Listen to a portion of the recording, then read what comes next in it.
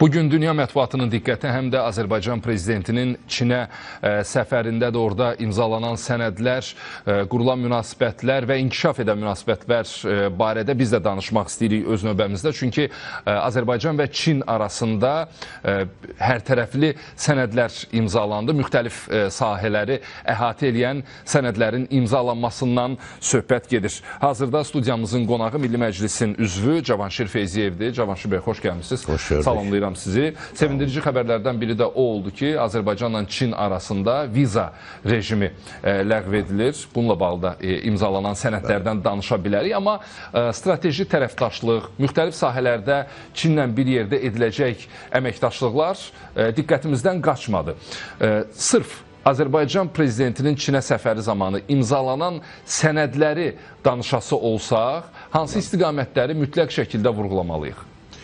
Elə hesab edirəm ki, bu dəfəki səfər əslində tarixi bir səfər kimi yadda qalacaq. Çünki bunun tarixi adlandırılmasının üçün kifayət qədər əsaslarımız var. Birincisi, bu səfər zamanı, bu birincisi Azərbaycan prezidentinin Çinə ikinci dövlət səfəridir. Və bu dövlət səfərində imzalanan sənədlər də xüsusi əhəmiyyətə malikdir. Burada həm Çin Xalq Respublikası ilə Azərbaycan Respublikası arasında birbaşa dövlətlər arası sənəd imzalandı. Bu, hər tərəfli strateji tərəfdaşlıq haqqında saziş idi. Və sonra Çin hökuməti və Azərbaycan hökuməti arasında bir sıra sənədlər imzalandı. Eləcə də hər iki tərəfdən hökumətlərin müxtəlif qurumları arasında artıq müxtəlif sahələr üzrə, istiqamətlər üzrə anlaşma memorandumu, müqavilə, saziş xarakterli müxtəlif sənədlər imzalandı. Bütövlükdə 20 sənəd imzalanıb və bu sənədlərin məcmusu onu göstərir ki, Çinlə Azərbaycan arasında artıq əməkdaşlıq etmək baxımından heç bir sahədə boşluq qalmadı. Yəni, bu sənədlər, əməkdaşlığı özündə etibar edən sənədlər elm və təhsildən tutmuş, turizm və mədəniyyət sahəsindən tutmuş, kosmik araşdırmalara qədər, iqtisadi, ticari münasibətlərə qədər, hətta mülkiyyət hüququnun qorunmasına qədər bütün sahələri rəqəmsal inkişaf baxımından əməkdaşlıq bütün sahələri əhatə edir və ona görə də belə hesab edə bilərik ki, Çinlə Azərbaycan arasında mövcud olan münasibətlər bu müqavilələrdən sonra keyfiyyətcə tamamilə yeni bir mərhələyə qədəm qoyur. Yəni, burada artıq heç bir maneə qalmır ki, Çinlə Azərbaycan arasında ən müxtəlif sahələrdə həm fərdi şəxslər səviyyəsində, həm hökumət qurumları, həm özəl qurumlar arasında münasibətlər inkişaf etsin. Bu sənədlər bütün inkişaf istiqamətlərinin qarşısını açacaq və hazırda Çinlə Azərbaycan arasındakı ticarət dövriyyəsi təxminən 4 milyard dollara yaxındır və qısa bir müddətdə hesab edirəm ki, biz bunun 2 qata yüksələcəyini görəcəyik. Ümumiyyətlə, Çin və Azərbaycan münasibətləri tarixə söykənən, uzun bir tarixə söykənən məsələdir. 2000-2400 il bundan əvvəl mövcud olmuş böyük İpək yolu məhz Çindən başlayıb və bütün Mərkəzi Asiya ərazisindən və Cənubi Qafqazdan keçərək Avropaya istiqamətlənmişdir. O yüzden bizim bütün qədim şəhərlərimiz, Gəncə, Bərdə, Bakı, Naxçıvan, Şəki, Təbriz, bütün bunlar hamısı Çindən Avropaya gedən İpək yolunun üzərində yerləşirdi. Və bu İpək yolu yaddaşı hələ də bu genetik bir yaddaş kimi bugün həmin ərazilərdə yaşayan insanların yaddaşında qalmaqdadır və heç təsadüfi deyil ki, Orta Dəhliz layihəsi də məhz həmin zamanlarda 2000 il bundan əvvəl çox populyar olmuş, ən çox istifadə olunmuş Böyük İpək yolunun marşrutunu demək olar ki, təkrar edir. Əlbəttə, İpək yolu tək bir istiqamətdən, bir yoldan ibarət deyildi. O zaman da bu yol bütün coğrafiya boyunca şaxələnirdi, bəzi yerlərdə ayrılırdı, bəzi yerlərdə birləşirdi.